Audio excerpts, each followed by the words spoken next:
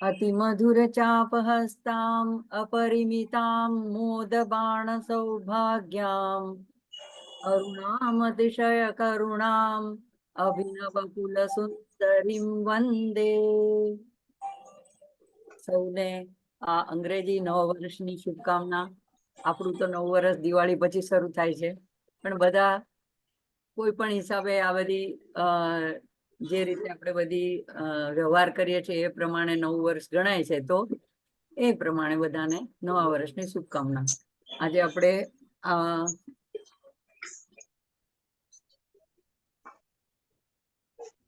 31 સુધીના શ્લોક આપણા થઈ ગયા છે. આજે આપણે 32મા શ્લોક શરૂ કરશું. ખૂબ સુંદર ભાવ છે આ 32 અને 33 શ્લોકમાં. હર્ષ પ્રદા હવીર ભોક્ત્રી, હવીર ઉપરની રકારની રેપ છે, હવીર ભોક્ત્રી હાર્દ સંતતમા હાર્દ સંતમસાપહા. હાર્દ સંત અડધો લઈ લેવાનો, તમસાપહા સાથે લેવાનું. હર્ષ પ્રદા પનો આઘાત આવશે. હર્ષ પ્રદા હવીર ભોક્ત્રી હાર્દ સંતમસાપહા. હલ્લી સલાસ્ય સંતુષ્ટા હંસ મંત્રાર્થ અથવા હંસ મંત્રાર્થ રૂપિણી. તો સૌથી પહેલું આવે છે હર્ષપ્રદા. હર્ષપ્રદા, તો આનો આપણે સંદર્ભ જે છે એ આગલા શ્લોકના છેલ્લા મંત્ર સાથે લેવાનો છે. હઠાત્કાર હતાસુરા. હઠાત્કાર હતાસુરામાં આપણે જોયું હતું કે હઠપૂર્વક શીઘ્ર નાશ કરે છે અસુરોનો. કયા અસુરનો?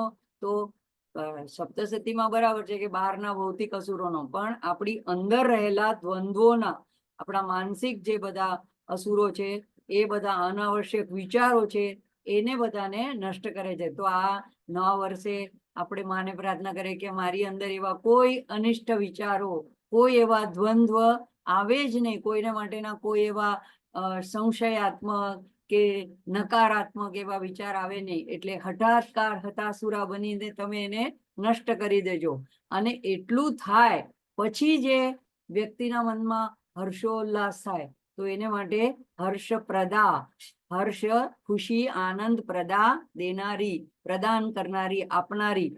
તો ભક્ત માનસિક રૂપે જ્યારે માને સમર્પિત કરી દે છે, ત્યારે એના અનાવશ્યક વિચારોને નષ્ટ કરવાની જવાબદારી મા પર આવી જાય છે. કારણ કે માએ ત્યાં આવીને બિરાજવાનું છે, તો મા બધું સરસ ચોખ્ખું સ્થાન કરી દે છે, હૃદય સાફ કરી દે છે નિરંતર. એટલે કે હંમેશા આ અભ્યાસના માધ્યમથી માને મનમાં વ્યાપ્ત કરી દેવાની, એવી અંદર માં ભરપૂર ભરી દેવાની કે માં સિવાયનો કોઈ વિચાર જ ન રહે. કોઈ કાંઈ પૂછે તો એમાં, ખાવું પીવું તો એમાં, બહાર જાવું તો એમાં, આવું તો એમાં, જમવું તો એમાં, જે પણ કરવું એમાં માને વ્યાપ્ત કરી દેવાની. તો એવા વ્યક્તિના જીવનમાં પછી હર્ષ સિવાય શું બાકી રહે? તો એને સહજ સમાધિ કહેવાય, સહજ ધ્યાન અવસ્થા. તો જ્યારે પૂજા આપણે કરીએ છીએ, જપ કરીએ છીએ, અનુષ્ઠાન કરીએ છીએ, એ બધા પ્રાથમિક પગથિયા છે. પણ જ્યારે એનાથી આગળ એ કેટલો વખત કરીએ પૂજા? કે આપણે આખો સવારથી રાત સુધી તો પૂજા ના કરી શકીએ. અનુષ્ઠાન હોય તો 2 કલાકનું હોય, 3 કલાકનું હોય, 4 કલાકનું હોય. પણ પછી આપણે એક જગ્યાએ બેસીને કરીએ તો એમાં કંટાળી પણ જવાય, એમાં પછી ઉત્સાહ પણ ન રહે, આનંદ પણ ન રહે, અને એટલી આપણી ક્ષમતા પણ ન રહે. તો એમ કે છે કે જ્યારે આગળનું પગથિયું શું છે? તો માને મનમાં ભરી રાખવાની, સતત વ્યાપી દેવાનું આખું મન માંથી, માના વિચારોથી. તો ત્યારે એ અંદર હર્ષપ્રદા બનીને એ આપણને હર્ષ આપનારી બને છે. તો ત્યાં એવા મનોરાજ્યમાં કોણ કોણ વસે છે? તો કે ખાલી ભક્ત, એના શ્રી ગુરુ, જો કોઈ એને ગુરુ બનાવ્યા હોય કે કોઈને ગુરુ માન્યા હોય તો એ સદગુરુ, અને માં. આ 3 સિવાય, અને આત્મા શ્લોક જ આવે છે, ઈશ્વરો ગુરુ આત્મેતિ મૂર્તિ ભેદ વિભાગીને. એટલે ઈશ્વર, ગુરુ અને આત્મા, એમાં કોઈ ભેદ નથી, ત્રણેય એક જ છે. તો જ્યારે એવું મનોરાજ્ય થઈ જાય, એવી મનમાં માં વ્યાપી જાય, ત્યારે હર્ષપ્રદા બનીને વ્યક્તિને આનંદથી ભરી દે છે. અને એ ભક્ત પછી કેવો બની જાય છે? શિવોહમ શિવોહમ એવી સ્થિતિમાં આવી જાય છે. તો પછીનો મંત્ર આવે છે હવીર ભોક્ત્રી. હવીર એટલે આપણે અનુષ્ઠાન વગેરે કરીએ ત્યારે અગ્નિમાં જે અપાતી આહુતિઓ છે, જવ, તલ, ઘી, જે પણ આપણે એમાં આહુતિ આપીએ છીએ એ બધાને હવી કહેવાય છે. તો એ હવીની ભોગત્રી છે. તો ભોગત્રી એટલે એનો ભોગ લે છે, એનો આનંદ લે છે માને એવા યજ્ઞથી અને એવા અનુષ્ઠાનથી માને આનંદ થાય છે. એટલા માટે જો નવરાત્રીના છેલ્લે પછી સમાપન કરે ત્યારે ગાયત્રીનું અનુષ્ઠાન કર્યું હોય તો દશાંશનો હોમ કરવાનો હોય છે. તમે જેટલા કર્યા હોય એના 1/10 મંત્રથી તમારે હોમ કરવો જોઈએ. તો આ નવચંડી પણ કરે ત્યારે નવચંડીનો હોમ કરે છે. તો નવરાત્રીમાં તો ખાસ આઠમને દિવસે કે નવમને દિવસે હોમ કરાય જ છે. એવી રીતે લોકો ગાયત્રીનો યજ્ઞ કરાવે છે, ઘરમાં દીપ યજ્ઞ કરે છે. તો એવા યજ્ઞોથી માં પ્રસન્ન થાય છે. તો એને માટે લલિતા સહસ્ત્રનામમાં કેટલા સુંદર સુંદર નામ છે. સ્વાહા, સ્વધા, પછી આવે છે યજ્ઞ રૂપા, યજ્ઞ પ્રિયા, યજ્ઞ કર્ત્રી. તો આમ માને યજ્ઞ ગમે છે.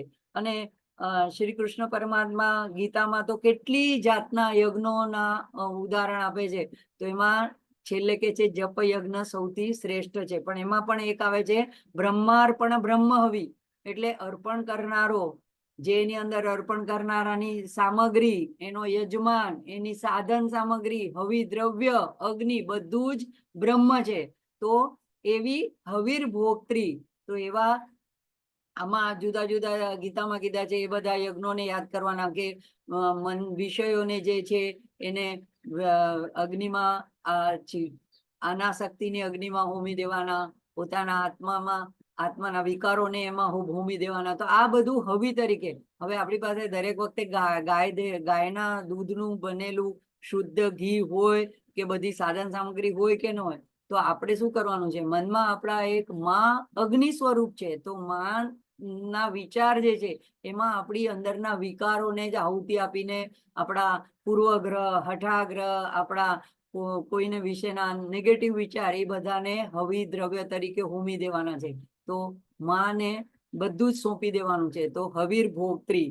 તો એના યજુર્વેદમાં પણ આપણે મંત્ર પુષ્પાંજલિમાં છેલ્લે બોલે છે યજ્ઞેન યજ્ઞમય જનતા દેવાહા. તો એ મંત્ર પુષ્પાંજલિ બોલે છે એમાં યજ્ઞ દ્વારા દેવતાઓએ યજ્ઞ પૂજાપૂર્વક યજ્ઞ કર્યો. તો યજ્ઞ માને બહુ પ્રિય છે. પણ યજ્ઞનો અર્થ એમ નથી કે કુંડ બનાવીને અગ્નિ બનાવીને એમાં જ કરવું, એટલા જ પૂરતો યજ્ઞ નથી. જો આપણે કોકે આખું જીવન જો સમર્પિત કરી દે હોય રાષ્ટ્ર માટે, તો આપણે એમ કહે છે કે એને હોમી દીધું, પોતાના જીવનને હોમી દીધું. કોઈએ પોતાના કુટુંબ માટે હોમી દીધું હોય, તો એ બધા જ એક હવન છે. અને હવનની અંદર આપણે આપણા કર્મોને, આપણી સામર્થ્યને, આપણી શક્તિને, આપણા અહંકારને એને અંદર સમર્પિત કરી દેવાના છે. પછી આવે છે હાર્દ સન તમસાપહા. 4 અક્ષર છે અહીંયા. હાર્દ, પછી અહીંયા છૂટું પાડી દીધું છે પણ હાર્દ, પછી આસન, હાર્દાસન અને તમસાપહા. તો હાર્દ એટલે હૃદય, હૃદયની અંદર આસન, આસન એટલે પૂરેપૂરું હૃદયમાં જે પૂરેપૂરું જે રહેલું છે. શું રહેલું છે? તમસ એટલે કે અંધકાર. તો એને અપહા એટલે એને દૂર કરનાર, નષ્ટ કરનાર. તો આધ્યાત્મિક અજ્ઞાનનો અંધકાર એને જ અંધકાર કહેવાય છે. આપણે શાંતિ મંત્રમાં પણ બોલીએ છીએ તમસોમાં જ્યોતિર્ગમય. એમાં મને તમસમાંથી, અજ્ઞાનમાંથી જ્યોતિમાં લઈ જાય. એમ તો સૂર્યનો પ્રકાશ હોય છે ત્યારે ક્યાં અંધકાર હોય છે? તો પણ આપણે એમ કહીએ છીએ. એટલે એ અંધકાર કયો અંધકાર છે? તો આપણી અંદર જે અજ્ઞાનનો અંધકાર છે. તો અને અજ્ઞાન ઉત્પન્ન કોણે કર્યો છે?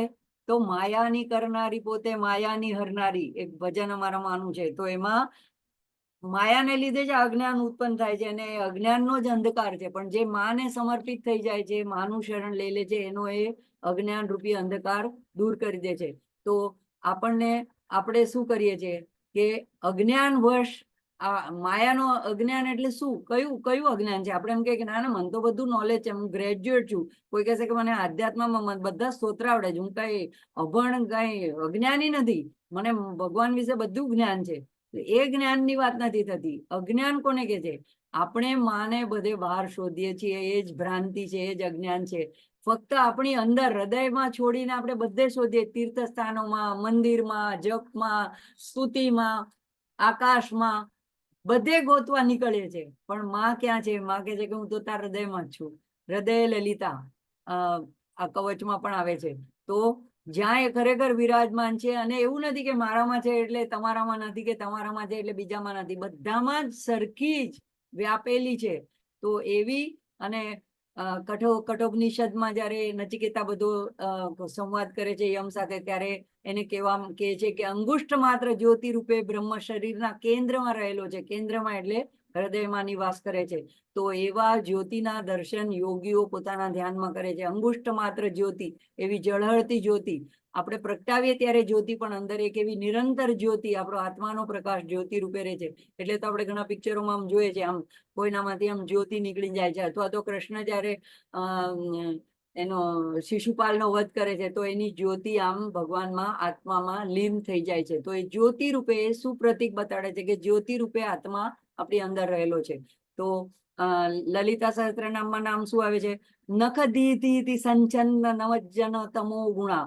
તો ત્યાં એમ કે છે કે માના પગના નખમાંથી નીકળતા જે જ્યોતિ છે, જે કિરણો છે, એમનું જે પૂજન, માનું જે પૂજન કરે છે, ધ્યાન કરે છે, ઉપાસના કરે છે, ચિંતન કરે છે, તો એ કરનારના અજ્ઞાનને તમો ગુણા, એને નમજ્જન જે નમન કરે છે, એના તમો ગુણાને સંચિન્ન એટલે એને નષ્ટ કરે છે, દૂર કરે છે.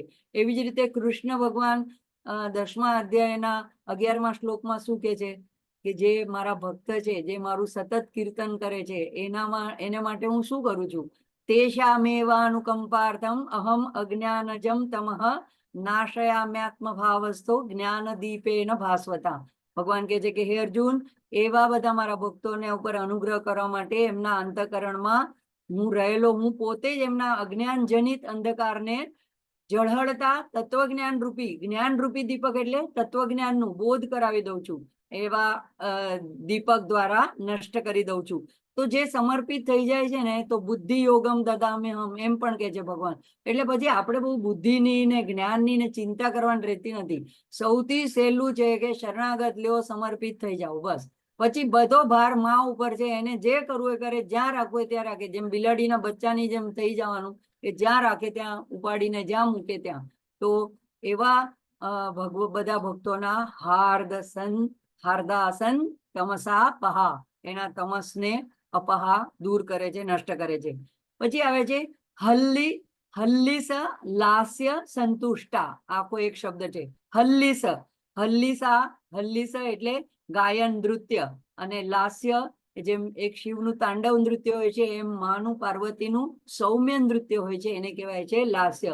એ માએ પ્રગટ કર્યું છે કે જે વાજિંત્રો સાથે તાલબદ્ધ, એટલે જો નટરાજ કહેવાય છે. જે લોકો નૃત્ય ની આરાધના કરે છે, નૃત્ય શીખે છે, એ લોકો એના ઈષ્ટ તરીકે નટરાજની મૂર્તિ રાખે છે, અને ત્યાં પ્રણામ કરીને પછી સ્ટેજ ઉપર પરફોર્મ કરવા માટે આવે છે. તો એ ભગવાન નૃત્યના પણ અધિષ્ઠાત્રા છે. તો એવા જે એની નટેશ્વરી, તો એ મા પાર્વતી લાસ્ય, એનાથી સંતુષ્ટા. હવે આ નામ શું બતાડે છે? કે આપણે ખાસ કરીને આપણે ગુજરાતમાં તો છે જ, કે માના નવરાત્રી હોય તો માને સૌથી વધારે રીઝવવી હોય તો કઈ રીતે રીઝવે છે? માની સામે ગરબા ગાઈને, એટલે ગાઈને, તાળી પાડીને, નાચીને, માની આજુબાજુ માનો મુજરો કરીએ છીએ, વચ્ચે ગરબી હોય છે. માની આજુબાજુ માને રીઝવવા માટે માના ગુણગાન ગાતા એવા જે ગરબા હોય, એ ગરબા દ્વારા, એ ગાન દ્વારા આપણે માને સંતુષ્ટ કરીએ છીએ. તો એનાથી અહીંયા લખ્યું છે કે હલ્લીસ લાસ્ય સંતુષ્ટા. અને લાસ્ય એટલે સૌમ્ય નૃત્ય. જો પેલું શું કહેવાય, ઝુંબા અને એકદમ વિગરસ એવા ધમાચકડી વાળા નૃત્યો, જેમ કે હમણાં ગઈકાલે 31st નાઈટ ગઈ, તો એવા નૃત્યમાં સંતુષ્ટા માં નથી. માં હલ્લીસ લાસ્ય સંતુષ્ટા, સૌમ્ય મૃદુ. અમારા રાજકોટના મંદિરમાં તો જેને પણ માની સામે ત્યાં ચોકમાં ગરબા લેવા હોય, તો ગુજરાતી સાડી, છેડો માથે ઉપર ઓઢેલું, અને એ ભાઈઓએ પણ એવા પૂર્ણ પોશાક, જીન્સ પેન્ટ કે એવું પહેરેલા નહીં, ધોતિયું અને જબ્બો ઉપરનું પહેરેલું એવા હોય.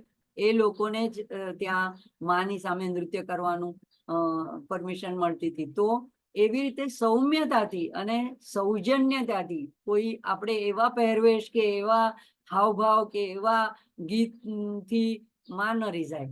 તો અહીંયા ગણપતિમાં પણ બહુ વિકૃતિ આવી ગઈ છે, એટલે ગમે તેવા ગીતો વગાડીને ગમે તેવા નાચ કરે છે, એ ઈશ્વરને પ્રિય નથી. તો અહીંયા હલ્લી સલાસ્ય સંતુષ્ટા. તો અહીંયા એમ કે છે કે માને એવું નૃત્ય, ગીત, વાજિંત્ર, સંગીત કેમ ગમે છે?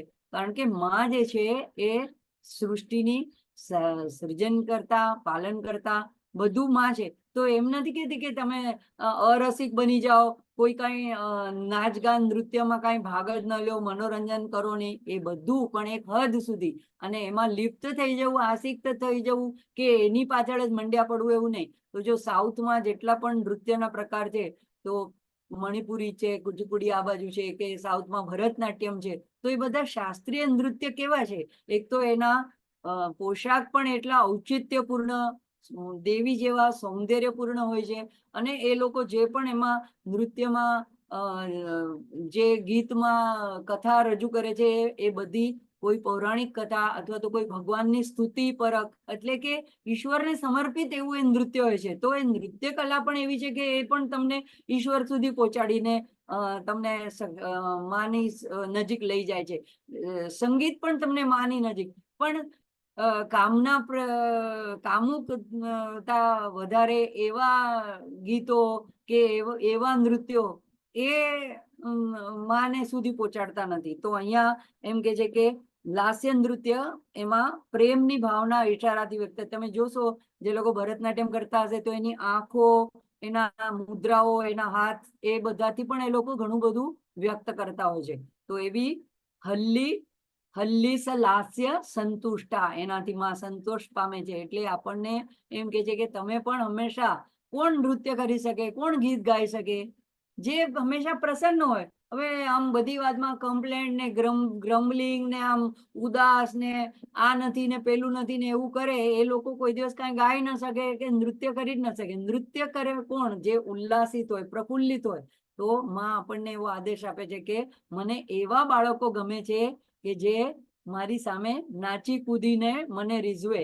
તો માની સામે એટલે કીર્તન કરવાનું, નૃત્ય કરવાનું, નાચી નાચીને. જે બધા સંતો હતા, ઇવન રામકૃષ્ણ પરમહંસ હતા, તો એ પોતે પોતાની, અથવા તો ઘણા સંતો જે કરતાલ લઈને, મીરાબાઈ શું કે છે?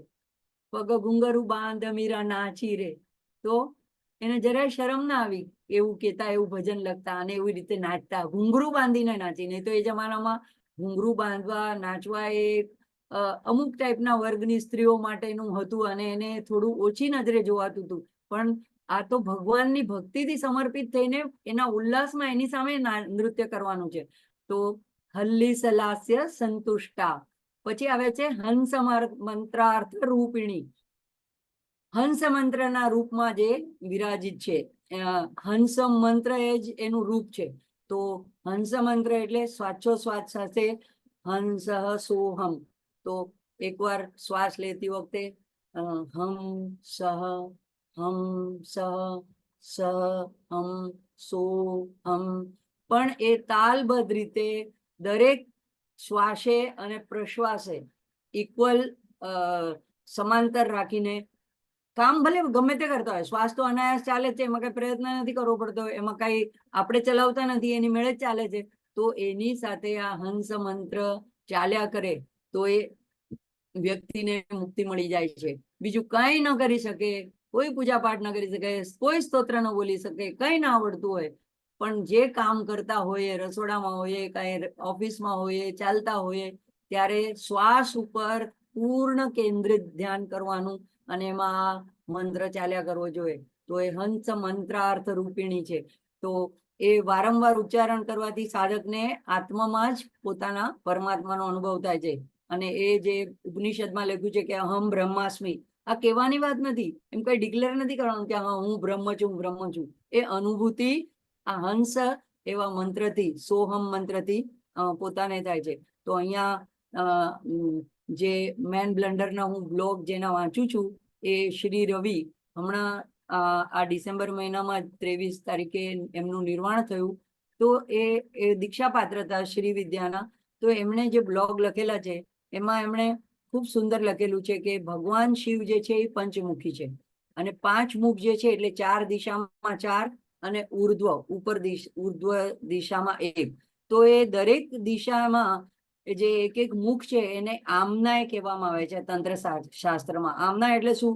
તો એટલે પવિત્ર પરંપરાઓ અને સિદ્ધાંતો, એટલે કે જે આમના એટલે કે જે કલ્ટ કહેવાય, તો જે આમનાયમાં જેને દીક્ષા મળી હોય એને એ આમનાયની જે પરંપરા હોય કે એની જે પદ્ધતિથી પૂજા કરવાની હોય એ એને ફોલો કરવાની, એમાં જે નિયમો આપ્યા હોય, જે એને નિર્દેશો કીધા હોય, જે એને કીધું હોય એ એને પૂરેપૂરી રીતે પાલન કરવાનું હોય છે ઈમાનદારીથી. તો એવી રીતે એક એક મુખ એક એક આમનાયને દર્શાવે છે. તો એમાં ખાલી શબ્દો દ્વારા જ સંદર્ભિત કરવામાં આવે છે, તો જે ગુરુમુખથી જ જાણી શકાય છે.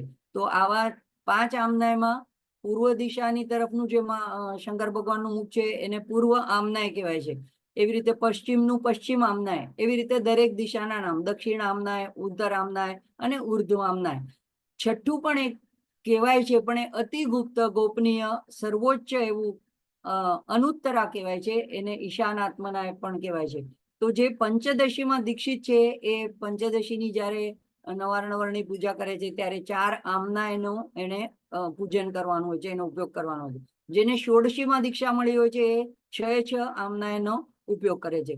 હવે પૂર્વ દિશા જે છે એ સૃજન ને દર્શાવે છે, એટલે અહીંયા એ જે સૃજન એટલે કંઈક ઉત્પન્ન થવું, તો અહીંયા એ મંત્રનો માર્ગ છે. તો એ મંત્ર દ્વારા આપણે ઈશ્વરને પામી શકીએ. તો જે મંત્રમાં દીક્ષિત થાય છે તો એ પૂર્વ આમનાયના ઉપાસકો હોય છે, એ આમનાયને ફોલો કરતા હોય છે. દક્ષિણ આમનાય જે છે એ પાલન, સૃજન પછી પાલન એનું પ્રતિનિધિત્વ કરે છે, તો એ ભક્તિ માર્ગનું પ્રતિનિધિત્વ કરે છે.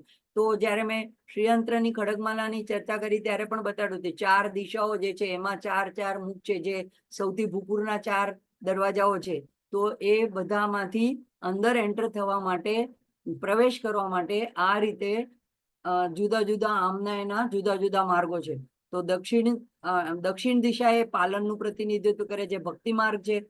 પશ્ચિમ જે છે એ વિનાશનું પ્રતિનિધિત્વ કરે છે. એટલે વિનાશ એટલે કયા અર્થમાં? તો દ્વંદ્વનો વિનાશ કરે છે, અને એટલા માટે એ કર્મના નિયમનું પ્રતિનિધિત્વ કરે છે. એટલે જો કર્મયોગી હોય, કર્મકાંડથી જે લોકો પામવા માંગતા હોય, તો એ આ આમનાય દ્વારા પણ ઈશ્વરને, શિવ તત્વને પામી શકે છે. ઉત્તર આમનાય છે એ અનુગ્રહનું પ્રતિનિધિત્વ છે, એટલે શુદ્ધ જ્ઞાન માર્ગ છે. તો એક હતું મંત્ર, પછી ભક્તિ, કર્મ અને આ જ્ઞાન, ચોથું જ્ઞાન માર્ગ, શુદ્ધ જ્ઞાન માર્ગનું પ્રતિનિધિત્વ કરે છે. પછી ઉર્ધ્વામનાય છે, એમાં સ્વયં શિવને પૂર્ણ રૂપમાં દર્શાવવામાં આવે છે, એટલે એ અત્યંત ગોપનીય છે અને એ શિવનું પ્રત્યક્ષ રૂપ છે. એટલે કોઈ ગુરુમુખથી જ એ આમનાયમાં દીક્ષિત થવાય છે, અને જેને એવી ઈચ્છા થઈ આ જન્મમાં કે મારે આ ઉર્ધ્વ આમનાયમાં દીક્ષિત થવું છે, તો એમ કહેવાય છે તંત્રશાસ્ત્રમાં કે એનો છેલ્લો જન્મ છે, કારણ કે એવી કોઈને ઈચ્છા જ ન થાય પહેલા તો, અને ત્યાં સુધી કોઈ પહોંચે જ નહીં. એટલે એના જે પૂર્વના સંચિત કર્મોના લેતી દેતીના કર્મોનો હિસાબ કિતાબ હવે પૂરો થવા આવ્યો છે, એટલા માટે એને હવે એવી ઈચ્છા થઈ કે હું આ ઉત્તર આમનાય, ઉર્ધ્વ આમનાયમાં હું દીક્ષિત થાઉં. અને જ્યારે એવા આત્મ સાક્ષાત્કારી ગુરુ દ્વારા જ એનું દીક્ષા આપવામાં આવે છે, અને જે દીક્ષા આપે છે તો શિવ ભગવાન એમ કે છે કે એ દીક્ષા આપનારો ગુરુ નથી, એની જગ્યાએ હું છું એમ જ સમજો, હું જ ત્યારે એનું સ્થાન, એ ગુરુનું સ્થાન લઈ લઉં છું. અને એવો જે દીક્ષિત હોય છે એ જ્યાં સાધના કરે છે એ સમગ્ર પ્રદેશ પણ એટલો સમૃદ્ધ થઈ જાય છે, આટલો બધો એ સાધનાનો પ્રભાવ છે. તો અને એ અભ્યાસ કરનારને એ દીક્ષાથી જ મુક્તિ મળી જાય છે, અને અભ્યાસ કરતા કરતા મુક્ત થઈ જાય છે. તો દરેક આમનાયના જુદા જુદા દેવી દેવતા હોય છે, એની પૂજાની પદ્ધતિ હોય છે, એ બધું દીક્ષામાં જે રીતે કહેવામાં આવે એ રીતે કરે તો છેલ્લે શિવ અને શક્તિ એની સામે પ્રગટ થાય છે. એટલે ભગવાનને મેળવવા માટેનું આ એક સાધન છે, એક રસ્તો છે તંત્રશાસ્ત્રમાં. તો એ હંસ મંત્ર જે છે એની અર્થ સ્વરૂપિણી માં પોતે જ છે.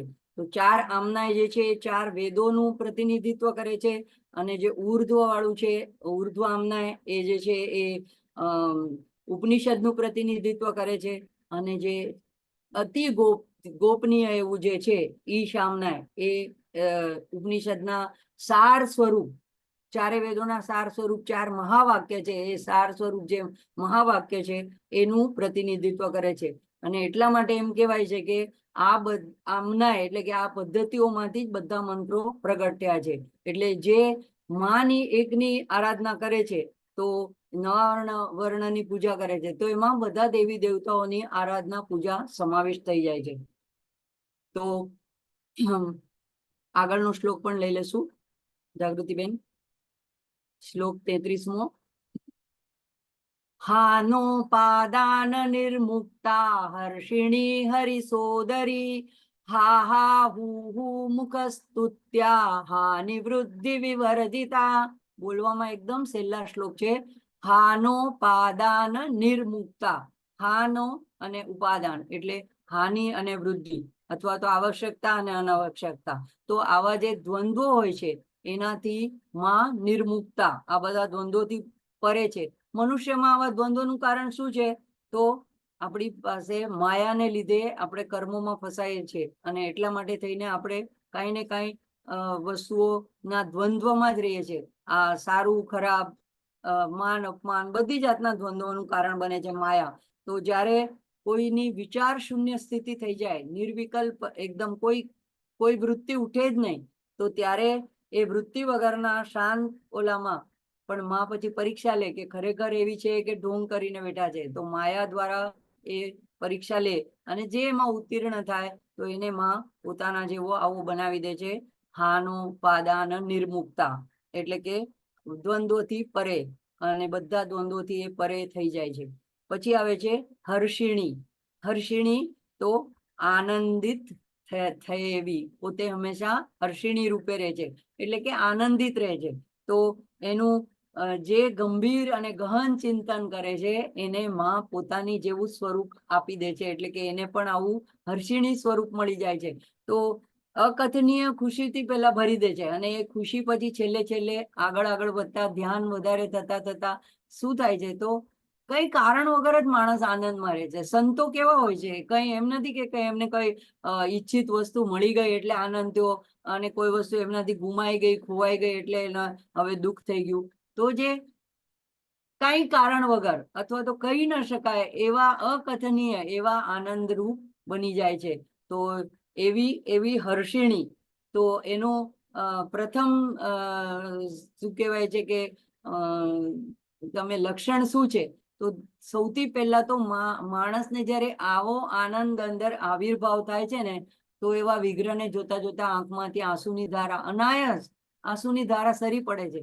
હવે એ દુઃખની નથી, એટલી બધી ખુશી અંદરથી અકથનીય આનંદ થાય છે કે આનંદથી આનંદના આંસુ, હર્ષના આંસુ કહેવાય ને, એવા આવી જાય છે.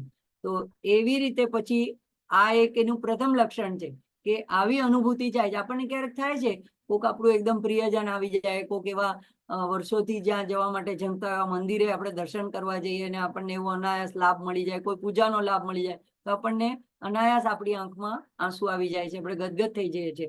તો એ આપણો ક્ષણિક હોય છે એ અવસ્થા. પણ આ જે આવો ભક્તો હોય છે કે જે માને પરમ ભક્તિથી શ્રદ્ધાથી ચિંતન કરે છે, એને માં પોતાની જેવો આવો હર્ષિણી સ્વરૂપ બનાવી દે છે. તો ભક્તને હર્ષો ઉલ્લાસથી પ્રસન્નતા, અને ગીતામાં પણ ભગવાને કીધું પ્રસન્ન ચેતસો યાશુ હાનિરપ્સ્યોપજાયતે. જે પ્રસન્ન હોય છે એને કોઈ દુઃખ કે હાનિ થતા નથી. તો ગીતામાં મને ઘણી વાર વિચાર આવતો હતો 12મા અધ્યાયમાં હર્ષ અમર્ષથી ભક્તના લક્ષણમાં કે દૂર રહે છે. આમ હર્ષિત થવું, એમાં ભગવાનનો ભક્ત હર્ષિત ન થાય એવું કેવું? પણ આપણે ક્યારે હર્ષિત થઈએ છીએ? જ્યારે આપણા મનને અનુકૂળ વાત થાય ત્યારે જ આપણે હર્ષિત થઈએ છીએ. અને આપણને અમર્ષ, આપણને ઈર્ષ્યા અથવા તો આપણને દુઃખ ક્યારે થાય છે? જ્યારે પ્રતિકૂળ કોઈ વસ્તુ થાય છે. તો અહીંયા એવી રીતે અને જગતમાં જો ક્રિકેટમાં દાખલા તરીકે પાકિસ્તાન હરી જાય અને ભારતનો વિજય થાય, એવું કંઈક થાય, ત્યારે આપણી સામે ન રમતા હોય અને બીજા કોઈક સામે રમતા હોય, ત્યારે પણ જો એ વિચાર હારી જાય, હવે રમત છે, એક હારે ને એક જીતે, તો પણ અહીંયા લોકો કિકિયારીને ચીચિયારીને અને કોકનું તો કદાચ એટલા બધા અતિ ઉત્સાહમાં એવો બધો હર્ષ પ્રગટ કરે કે હાર્ટ ફેલ થઈ જાય છે કોક વાર. તો એ જે છે એની અહીંયા વાત નથી. અહીંયા મૌન સ્વાભાવિક પ્રસન્નતાની સ્થિતિની વાત છે. કોઈ રારાડાની કે એવા હર્ષ પ્રદર્શિત કરવાની વાત નથી અહીંયા. તો કારણ કે લલિતા એનું નામ છે, રમતિયાળ છે, આનંદ ઉલ્લાસથી છલોછલ ભરેલી છે. પછી આવે છે હરિસોદરી. આ મારે ખાસ નામ વિશે કહેવાનું છે, હરિસોદરી. તો આપણને એમ થાય કે ભગવાન કૃષ્ણની બેન છે. લલિતા સહસ્ત્રનામમાં આવે છે પદ્મનાભ સહોદરી. તો આ ઘણાને ગળે નથી ઉતરતું કે કેવી રીતે. તો તમે તમારી પાસે જો દુર્ગા સપ્તશતીનું પુસ્તક હોય તો એ કાઢજો, અને એની અંદર પ્રાકૃતિક રહસ્ય, પાછળ જે 3 રહસ્ય છે એના શ્લોક 18 થી આ રહસ્ય સમજાવવામાં આવ્યું છે. તો એમાં મહાલક્ષ્મી એટલે કે આદ્ય શક્તિ, ત્યાં દુર્ગા સપ્તશતીમાં આદ્ય શક્તિનું જે સ્વરૂપ છે એ મહાલક્ષ્મી રૂપે વર્ણવવામાં આવ્યું. તો જો મહાલક્ષ્મી અને લક્ષ્મી, હું પહેલા પણ કહેતી હતી કે બેમાં ફરક છે, તો કઈ રીતે ફરક છે?